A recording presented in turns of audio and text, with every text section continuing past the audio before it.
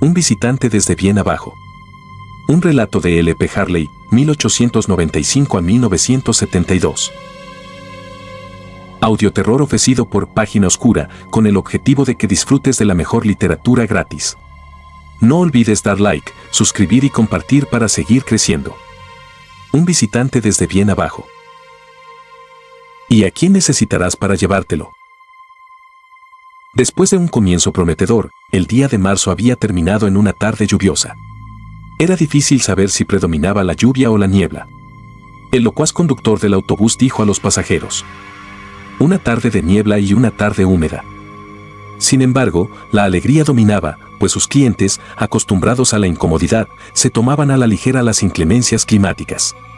De todos modos, el clima era digno de comentarse, ya que el conversador más escrupuloso podía referirse a él sin sentirse autocondenado por la banalidad.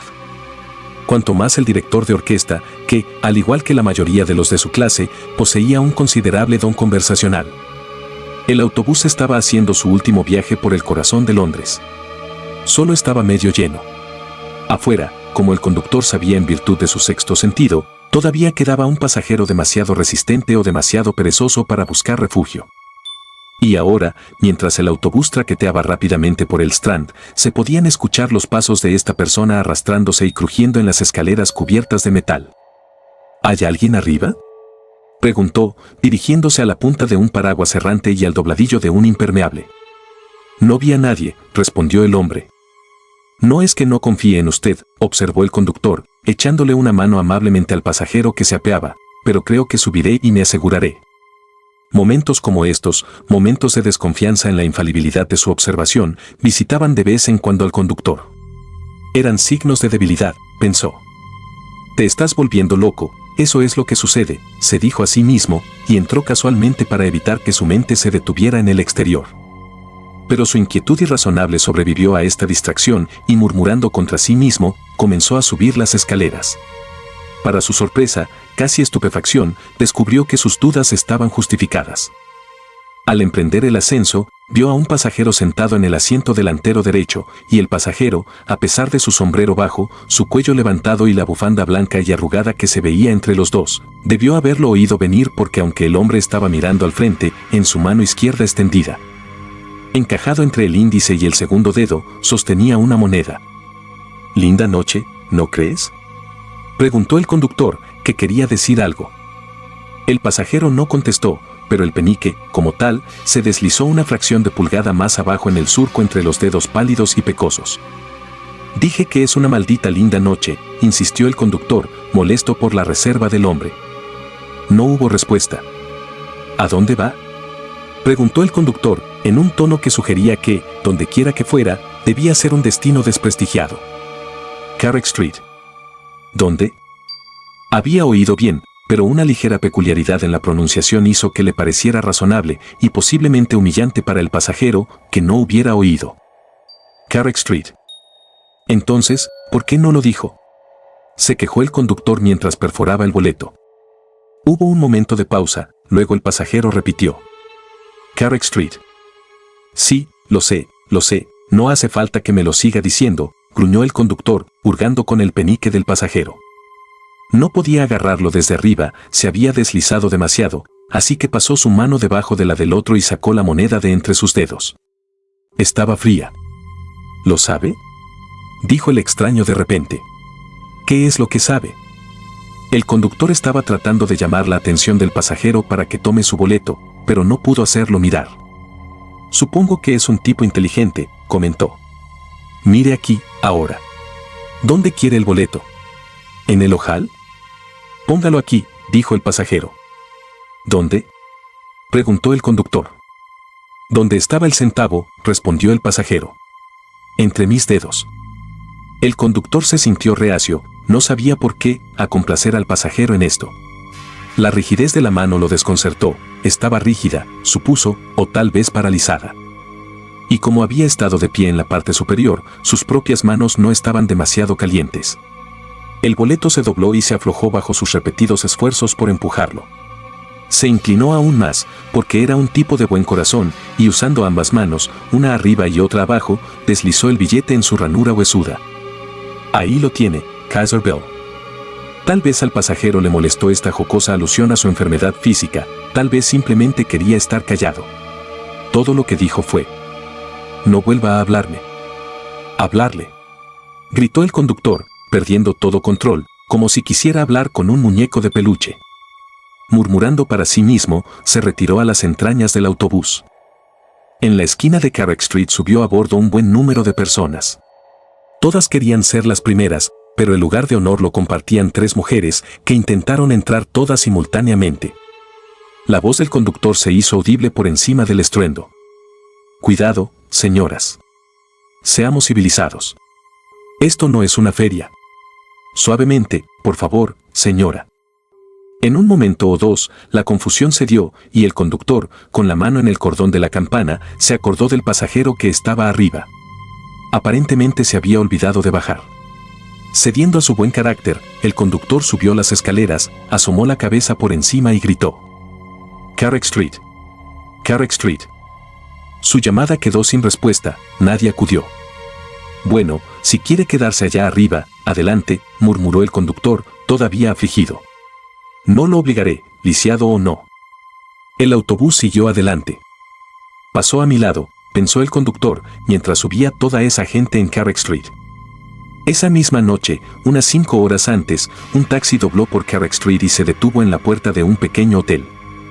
La calle estaba vacía. Parecía un callejón sin salida, pero en realidad estaba atravesado en el otro extremo por un pasillo, como una manga delgada, que se abría paso hasta el Soho. «¿Eso es lo último, señor?», inquirió el chofer, luego de varias idas y venidas entre el taxi y el hotel. «¿Cuántos bultos van?». «9 paquetes en total, señor». «¿Podría poner todos sus bienes terrenales en 9 paquetes, chofer?». «Ojalá pudiera. Me bastan 2». «Bien, eche un vistazo dentro y vea si he dejado algo». El chofer palpó entre los cojines. «No puedo encontrar nada, señor». «¿Qué haces con todo lo que encuentras?», preguntó el extraño. «Lo llevo a Scotland Yard, señor», respondió rápidamente el conductor. «¿Scotland Yard?», dijo el extraño. «Enciende una cerilla, por favor, y déjame echar un vistazo». Pero él tampoco encontró nada y, tranquilo, siguió con su equipaje hasta el hotel. Un coro de bienvenidas y felicitaciones lo saludó. La mujer del director, los ministros sin cartera de los que están llenos todos los hoteles, los porteros, el ascensorista, todos apiñados a su alrededor. «Hola, señor Rumbold, después de todos estos años. Pensamos que nos había olvidado». Y no fue extraño, la misma noche que llegó su telegrama desde Australia, hubiésemos estado hablando de usted.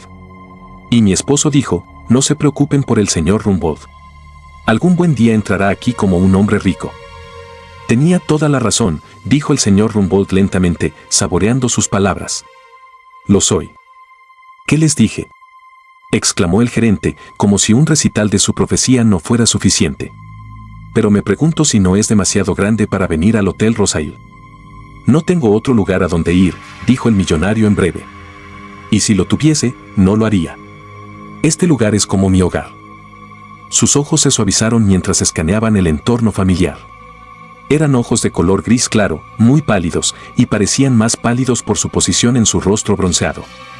Sus mejillas estaban ligeramente hundidas y muy marcadas, su nariz redondeada era recta. Tenía un bigote delgado y desordenado, de color pajizo, que hacía difícil adivinar su edad. Quizá tuviera cerca de 50 años, por lo atrofiada que estaba la piel de su cuello, pero sus movimientos, inesperadamente ágiles y decididos, eran los de un hombre más joven. «No subiré a mi habitación ahora», dijo, en respuesta a la pregunta de la directora. «Llama a Claude Sam, ¿sigue contigo?». «Bien, para desempacar mis cosas. Encontrará todo lo que quiero para la noche en la maleta verde. Me llevaré mi caja de envíos. Y diles que me traigan un jerez con amargo al salón». Abuelo de pájaro no estaba lejos del salón. Pero a través de los pasadizos tortuosos y mal iluminados que se doblaban sobre sí mismos, que se abrían con entradas oscuras y se hundían en las escaleras de la cocina, las catacumbas tan queridas por los habituales del hotel, la distancia era considerable. Cualquiera que se apostara a la sombra de estos nichos o que llegara al final de la escalera del sótano no podría haber dejado de notar el aire de total satisfacción que marcaba el lento progreso del señor Rumbold. La caída de sus hombros, consintiendo el cansancio, las manos vueltas hacia adentro y levemente balanceándose, la barbilla siempre prominente, ahora tan adelantada que parecía relajada e impotente, nada desafiante. El testigo invisible habría envidiado al señor Rumbold, tal vez incluso le hubiera disgustado sus aires, su aceptación tranquila del presente y el futuro. Un camarero cuyo rostro no recordaba le trajo el aperitivo. Lo bebió lentamente, con los pies apoyados de forma poco convencional en un saliente de la chimenea, una relajación perdonable, porque la habitación estaba vacía. Júzguese, pues, su sorpresa cuando, de un sopor provocado por el fuego, oyó una voz que parecía provenir de la pared sobre su cabeza. Una voz cultivada, quizás demasiado cultivada, algo ronca, pero cuidadosa y precisa en su enunciación. Incluso mientras sus ojos buscaban en la habitación para asegurarse de que nadie había entrado, no pudo evitar escuchar todo lo que decía la voz. Parecía estar hablando con él y, sin embargo, la expresión más bien oracular implicaba una audiencia menos restringida. La declaración de un hombre que era consciente de que, aunque para él era un deber hablar, para el señor Rumbold escuchar sería tanto un placer como un beneficio. Una fiesta infantil, anunció la voz con un tono uniforme y neutro, muy bien equilibrado entre aprobación y disgusto, entre entusiasmo y aburrimiento, 6 niñas y 6 pequeños, una leve elevación de la voz. Expresiva de tolerante sorpresa, The Broadcasting Company los ha invitado a tomar el té y estamos ansiosos de que compartan algo de su diversión. En la última palabra, la voz se volvió casi positivamente incolora. Debo decirles que han tomado el té y lo han disfrutado, ¿verdad, niños? Un grito de sí, ahogado y tímido, recibió esta pregunta capciosa. Nos hubiera gustado que escuchara nuestra conversación en la mesa, pero estábamos muy ocupados comiendo. Por un momento la voz se identificó con los niños. Sin embargo, podemos decirle lo que comimos. Ahora, Percy, dinos qué comiste. Una vocecita aflautada recitó una larga lista de comestibles. El señor Rumbold pensó que Percy debía estar, o pronto estaría, muy enfermo. Algunos otros ofrecieron los artículos de su comida. Ya ves, dijo la voz, no lo hemos hecho tan mal. Ahora vamos a comer galletas, y después, la voz vaciló y pareció desvincularse de las palabras, juegos de niños. Hubo una pausa impresionante, interrumpida por la exhortación murmurada de una niña. No llores, Philip, no te hará daño. Siguieron unos fugitivos chasquidos de sonido, más como el crepitar de un fuego, pensó Rumbold, que como galletas saladas. Un murmullo de voces atravesó la descarga. ¿Qué tienes ahí, Alec? Tengo un cañón. Dámelo. No. Bueno, préstamelo. ¿Para qué? Quiero dispararle a Jemmy. Algo perturbó al señor Rumbold. ¿Fue su imaginación o escuchó, por encima de la confusa mezcla de sonidos, un pequeño clic? La voz estaba hablando de nuevo. Y ahora vamos a comenzar los juegos. Como para enmendar la pasada tibieza, un leve rubor de anticipación dio color a la decorosa voz. Comenzaremos con ese viejo favorito, Ring of Roses. Los niños eran claramente tímidos y se dejaban unos a otros para cantar. Su coraje duró una línea o dos, y luego se desvaneció. Pero fortalecidos por el barítono del hablante, poderoso aunque apagado, se animaron y pronto estaban cantando sin ayuda ni dirección. Sus ligeras voces vacilantes tuvieron un efecto encantador. Las lágrimas asomaron a los ojos del señor Rumbold. Luego vino naranjas y limones. Un juego más difícil produjo varios efectos antes de que finalmente saliera adelante. Casi se podía ver a los niños siendo ordenados en sus lugares como si fueran una figura de los lanceros. Algunos de ellos sin duda querían jugar otro juego, los niños siempre llevan la contra, y el lado dramático de naranjas y limones, aunque atrae a muchos, siempre asusta a unos pocos. La falta de inclinación de estos últimos explicaría las pausas y vacilaciones que irritaron al señor Rumbold, quien, de niño, siempre había tenido una fuerte inclinación por este juego en particular. Cuando, con el pisoteo de muchos pies pequeños, comenzó el canto monótono, se echó hacia atrás y cerró los ojos en éxtasis. Escuchó atentamente el crescendo que conduce a la catástrofe. Sin embargo, el prólogo prosiguió, como si los niños estuvieran ansiosos por prolongar el periodo de seguridad, el paseo alegre y despreocupado que la gran campana de arco, con su desconsiderada profesión de ignorancia. Las campanas de Old Valley insistieron en la pregunta de sus usureros, las campanas de Shoreditch respondieron con frivolidad, las campanas de Stepney plantearon su irónica pregunta, cuando de repente, antes de que la gran campana de Bow tuviera el turno de dar su palabra, los sentimientos del señor Rumbold sufrieron una extraña revolución. ¿Por qué no podía continuar el juego, todo dulzura y sol? ¿Por qué arrastrar el tema fatal? Que se difiera el pago, deja que las campanas sigan repicando y nunca den la hora. Pero a pesar de la aprensión del señor Rumbold, el juego siguió su camino. Después de comer viene el ajuste de cuentas. Aquí hay una vela para alumbrarte hasta la cama. Y aquí viene un hacha para cortarte la cabeza. Cortar, cortar, cortar. Un niño gritó y se hizo el silencio. El señor Rumbold se sintió bastante molesto y grande fue su alivio cuando, después de unas pocas rondas más desganadas de naranjas y limones, la voz anunció: sigamos con nueves y mayo. Al menos no había nada siniestro en eso. Deliciosa escena selvática que comprende en una espléndida inexactitud botánica todos los encantos del invierno, la primavera y el otoño. Qué superioridad sobre las circunstancias estaba implícita en la conjunción de nueces y mayo. Qué desafío a la causa y el efecto. Qué testimonio de coincidencia. Porque la causa y el efecto están en nuestra contra, como lo demuestra el destino del deudor de Old Bailey, pero la coincidencia siempre está de nuestro lado, siempre enseñándonos cómo comer nuestro pastel. El largo brazo de la coincidencia, al señor Rumbold le hubiera gustado agarrarlo de la mano. Mientras tanto, su propia mano dirigía la música de las juergas y su pie marcaba el compás. Con el pulso acelerado por el disfrute, los niños pusieron más corazón en el canto. El juego continuó con un ardor y un ritmo que invadieron la pequeña habitación donde se sentaba el señor Rumbold.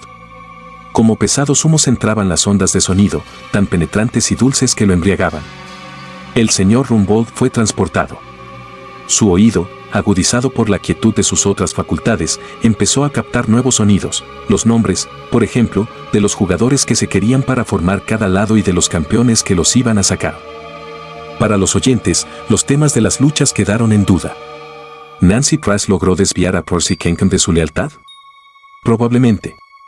¿Alec Wharton prevaleció contra Messi Drew? Ciertamente fue una victoria fácil. ¿Violet Kenham lo hizo bien contra Horace Gold? Este fue un encuentro terrible, puntuado por profundos jadeos irregulares. El señor Rumbold podía ver, mentalmente, a los dos campeones moviéndose hacia adelante y hacia atrás sobre el pañuelo blanco inmóvil, con las caras rojas y arrugadas por el esfuerzo. Baielit o Horace, uno de ellos tenía que irse. Baielit podría ser más grande que Horace, pero Horace era un niño, estaban igualados. El momento en que la voluntad se quebrantó y el cuerpo quedó flácido en señal de rendición, eso sería como un momento de disolución. Sí, incluso este juego tenía su lado duro e incómodo.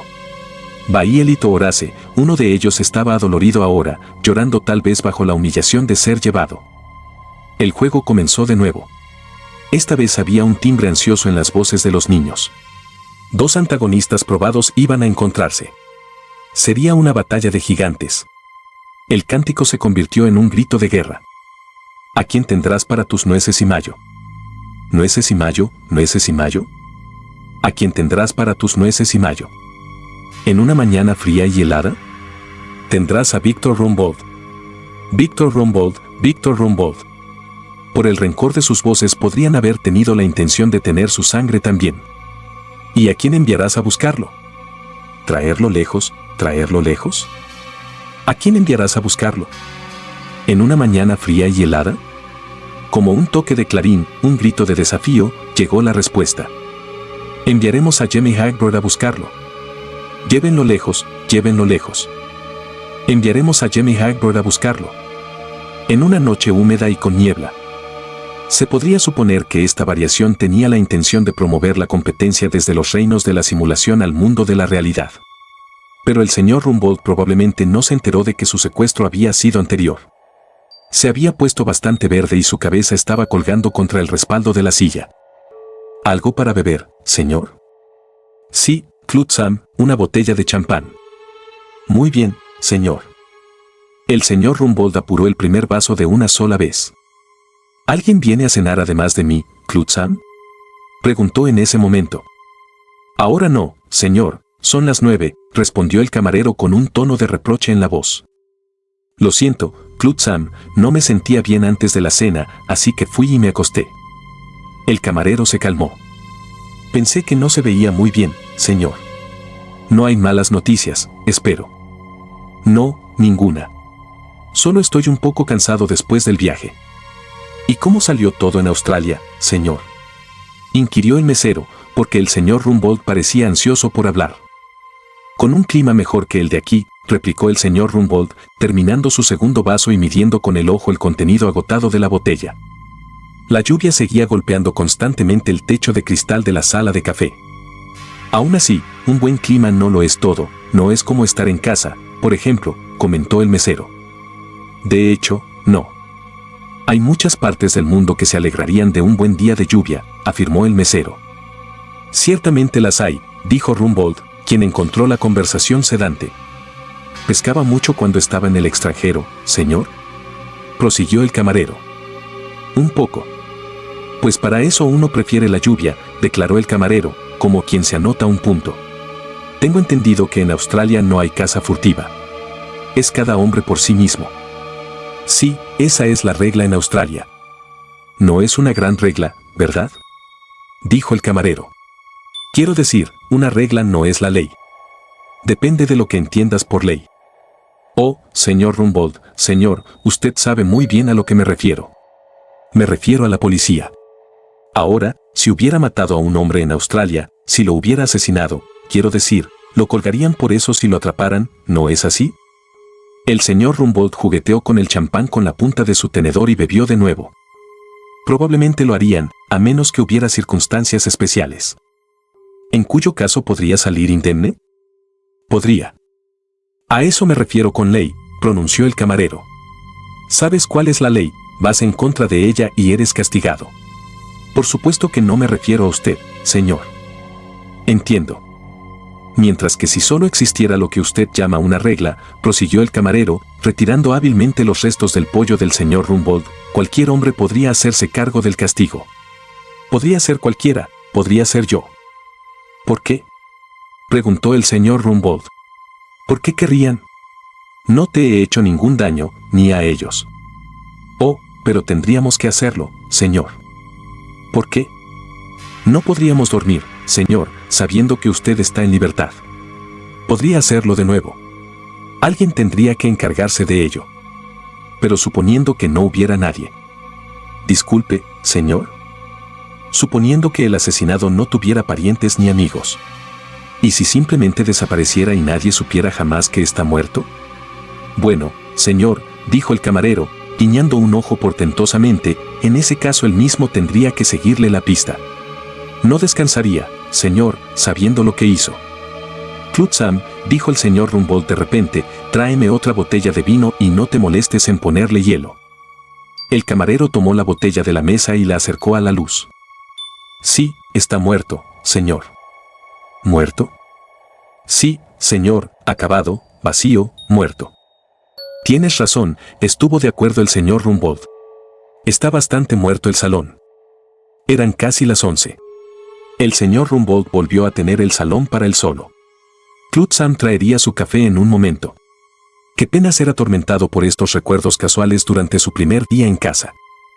Qué pena, murmuró, mientras el fuego calentaba las suelas de sus pantuflas. Pero era un champán excelente, no le haría daño, el brandy que le traía Clutsam haría el resto. Clutsam era un sirviente bueno, simpático y anticuado, estaba en una bonita casa antigua, calentado por el vino. Sus pensamientos comenzaron a perder el control. Su café, señor, dijo una voz a su lado. Gracias, Clutsam, le estoy muy agradecido, dijo el señor Rumbold, con la exagerada cortesía de una ligera embriaguez. Eres un tipo excelente. Ojalá hubiera más como tú. Yo también lo espero, estoy seguro, dijo Clutsam, tratando con su desconcertado modo de abordar ambas observaciones a la vez. No parece que haya mucha gente por aquí, observó el señor Rumbold. ¿El hotel está bastante lleno? Oh, sí, señor, todas las suites están alquiladas y las demás habitaciones también.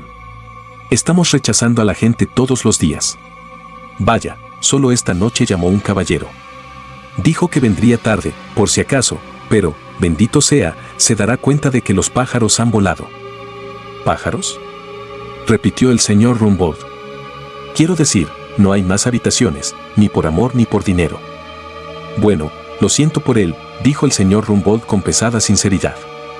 Lo siento por cualquier hombre, amigo o enemigo, que tenga que andar vagando por Londres en una noche como esta. Si tuviera otra cama en mi habitación, la pondría a su disposición. «¿La tiene, señor?», dijo el camarero. «Por supuesto que sí». «¡Qué estúpido!». «Bien, bien. Lo siento por el pobre tipo. Lo siento por todos los vagabundos, Clutsam, vagando por la faz de la tierra». «Amén», dijo el camarero con devoción.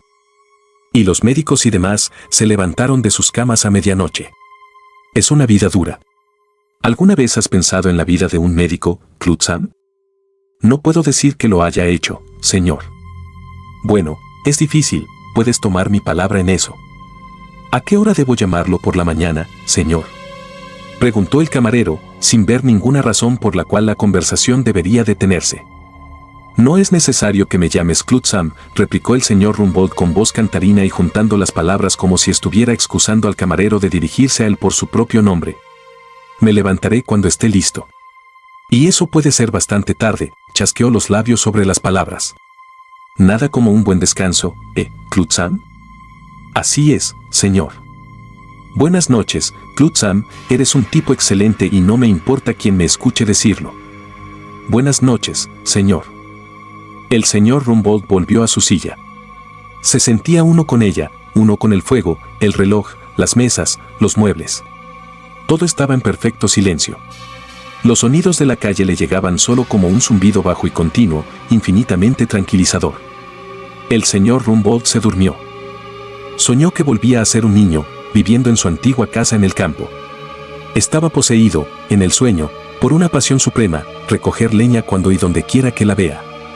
Se encontró una tarde de otoño en la leñera, así fue como comenzó el sueño. La puerta estaba entreabierta y dejaba pasar un poco de luz, pero no recordaba cómo había entrado. El suelo estaba cubierto de trozos de corteza y ramitas delgadas, pero, con la excepción del tajo que sabía que no podía usarse, no había en ninguna parte un leño del tamaño suficiente para hacer fuego. Aunque no le gustaba estar solo en la leñera, se quedó el tiempo suficiente para realizar una búsqueda minuciosa. Pero no pudo encontrar nada. La compulsión que conocía también descendió sobre él. Salió y se fue al jardín. Llegó al pie de un árbol alto, parado solo en una maraña de hierba alta a cierta distancia de la casa. El árbol había sido cortado, en la mitad de su altura no tenía ramas, solo matas de hojas que sobresalían a intervalos irregulares. Sabía lo que vería cuando mirara hacia el follaje oscuro. Y allí, efectivamente, había una rama larga y muerta, desnuda en partes donde la corteza se había desprendido, y torcida en el medio como un codo. Empezó a trepar al árbol. El ascenso resultó más fácil de lo que esperaba, su cuerpo parecía no pesar en absoluto. Pero fue visitado por una terrible opresión, que aumentó a medida que subía. La rama no lo quería, estaba proyectando su hostilidad por el tronco del árbol. Y cada segundo lo acercaba más a un objeto que siempre había temido. Sobresalía del tronco del árbol una enorme protuberancia circular densamente cubierta de ramitas. Víctor hubiera preferido morir antes que golpearse la cabeza contra ella. Cuando llegó a la rama, el crepúsculo se había convertido en noche. Sabía lo que tenía que hacer, sentarse a horcajadas sobre la rama, ya que no había ninguna cerca desde donde pudiera alcanzarla, y apretar con las manos hasta que se rompiera. Usando sus piernas para agarrarse, apoyó su espalda contra el árbol y empujó con todas sus fuerzas hacia abajo. Para hacer esto, se vio obligado a mirar debajo de él, y vio, muy por debajo de él, en el suelo, una sábana blanca extendida como para atraparlo, y supo de inmediato que era un sudario. Frenéticamente tiró y empujó la rama rígida y quebradiza, una lujuria por romperla se apoderó de él, inclinándose hacia adelante en toda su longitud.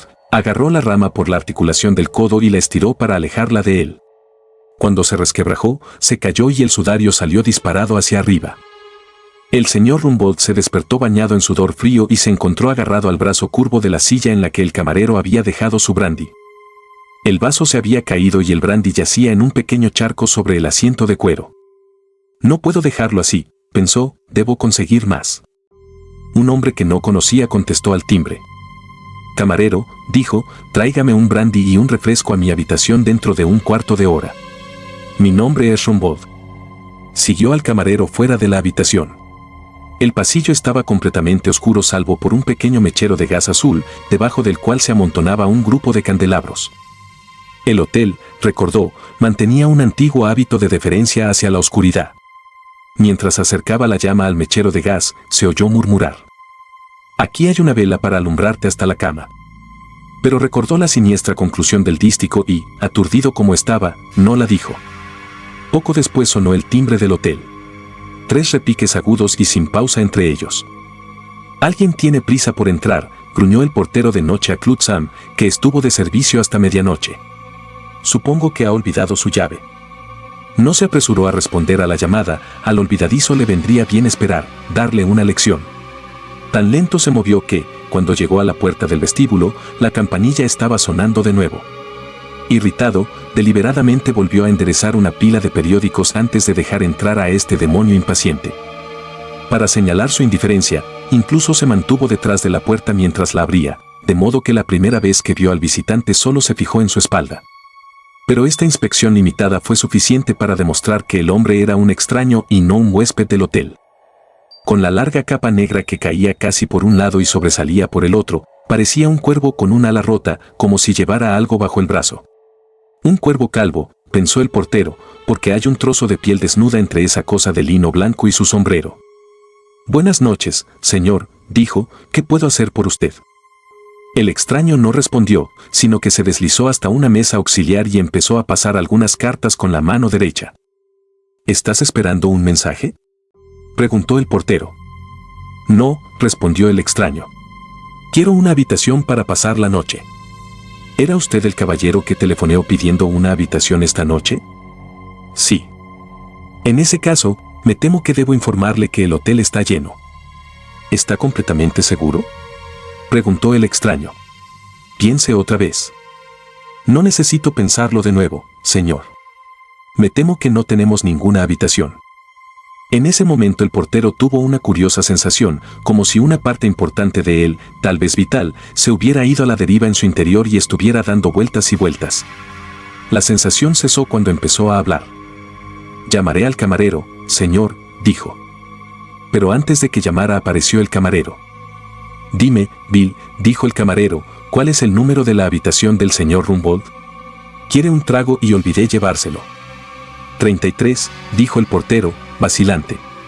«La habitación doble». «¿Qué pasa, Bill?», preguntó el camarero. «Parece como si hubieras visto un fantasma».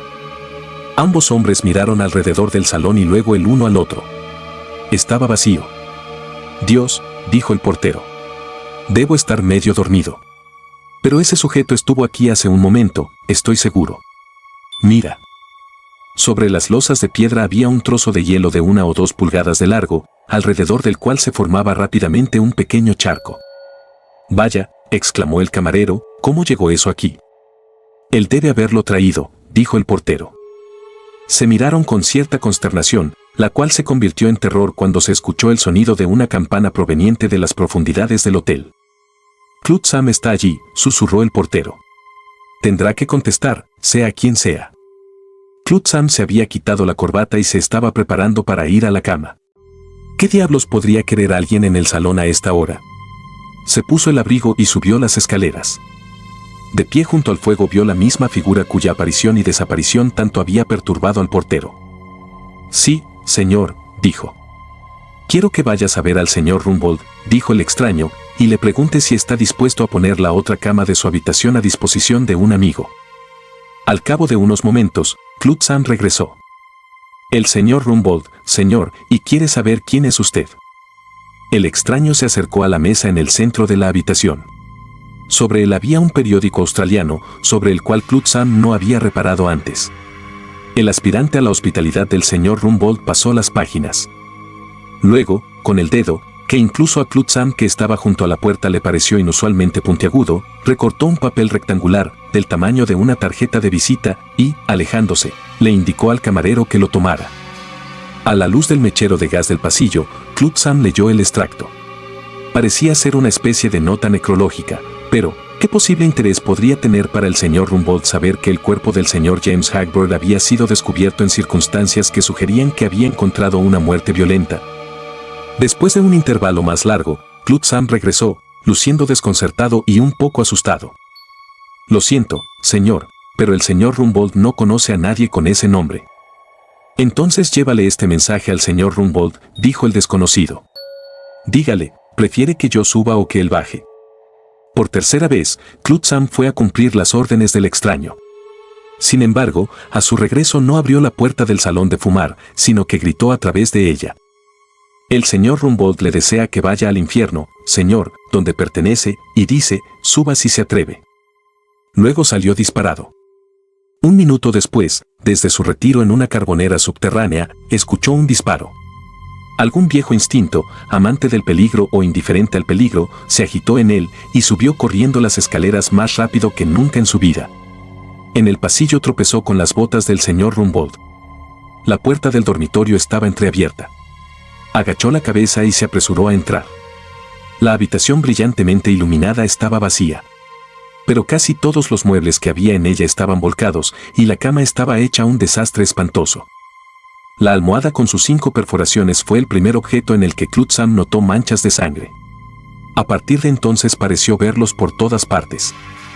Pero lo que lo enfermó y le impidió bajar para despertar a los demás fue la visión de un trozo de hielo en el alféizar de la ventana, una fina garra de hielo curvada como la uña de un chino, con un poco de carne adherida.